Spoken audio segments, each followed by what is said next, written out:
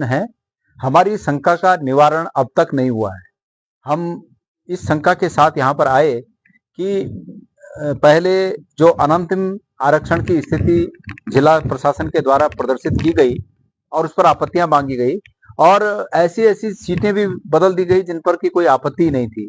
तो हम इस शंका के साथ यहाँ आए कि ये कैसे हुआ, और यहाँ आने के बाद एक अजब बात पता चली, जिलाधिकारी के माध्यम से बात पता चली कि जो अनंतिम सूची जारी हुई वो तो 10 तारीख को जो जियो जारी हुआ था उसके आधार पर हुई, लेकिन जो फाइनल हुआ वो 11 तारीख को एक दूसरा जियो आया उसके आधार पर हुआ।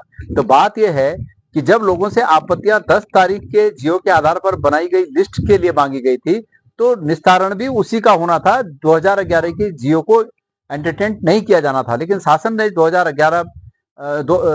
तारीख 2011 नहीं 11 तारीख को जो 10 तारीख के एवज में जो 11 तारीख को एक फिर जियो जारी किया और उसमें ये लिखा कि 10 तारीख वाली जियो को क्वेश्चन किया जाता है और अब ये 11 तारीख का जियो होगा। तो ये पूरी प्रक्रिया को रोका जाना चाहिए था और ये पूरी प्रक्रिया को दोबारा प्रारंभ किया जाना चाहिए था।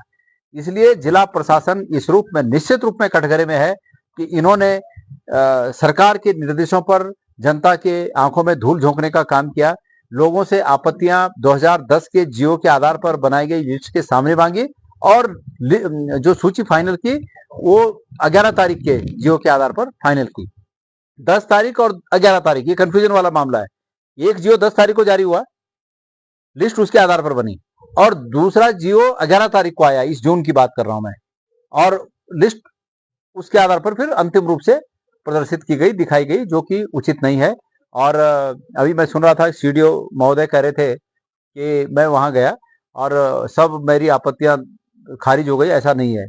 हमने इस स्तर पर, जिला स्तर पर जो बातें हैं उन बातों को जांचने के लिए जिला स्तर पे डीपीआरओ को और सीडीओ साहब को ये मांग की है कि वो एक सत्यापित प्रतिलिपि सेंसस की हमें उपलब्ध कराएं ताकि हम देख सकें कि इस जियो के आलोक में उनके द्वारा जो ये लिस्ट प्रदर्शित की गई है ये सही है या नहीं है। तो ये अभी जांच का विषय है, ये हम इसको जांचेंगे। लिहाजा ये तो बिल्कुल गलत है कि सरकार ने 10 तारीख को एक जियो जारी किया और फिर 11 तारीख को एक जियो जारी किया।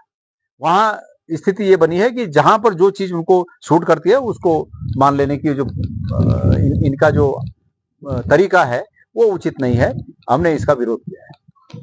कहीं ना कहीं ये बड़ा ही पचने वाली बात नहीं है, हजम होने वाली बात नहीं है कि एक प्रक्रिया चल रही है और इस प्रक्रिया के दौरान ऐसी की पोस्ट पर जो अधिकारी थे कि जिनको पूरे चुनाव का संचालन करना था और उनको इस चुनाव की पूरी जानकारी थी, क्योंकि यहाँ तक वो इस बात को लेके आए थे, और अचानक उनका ट्रांसफर कर देना, ये सरकार की मंशा पर सवाल है। सरकार किसी अधिकारी से कोई पाप करा रही है शासनादेश देकर, और उसके बाद उस पाप को करने के बाद चलो भाई तुम मुक्त हो गए, अब दूसरा आएगा बाकी आगे का काम करने के लिए। तो ये सरकार की मंशा है। इसके लिए मुझे तो लगता है कि कई लोग कोर्ट जाएंगे। इस शासनादेश में तमाम खामियां हैं। इस शासनादेश में प्रधान, क्षेत्र पंचायत प्रमुख और जिला पंचायत के लिए कास्ट सेंसस के परसेंटेज को आधार बनाया गया है, और बाकी क्षेत्र पंचायत सदस्य, जिला पंचायत सदस्य और ग्राम सभा के वार्ड मेंबर, इनके लिए जनसंख्या को आधार बनाया गया है।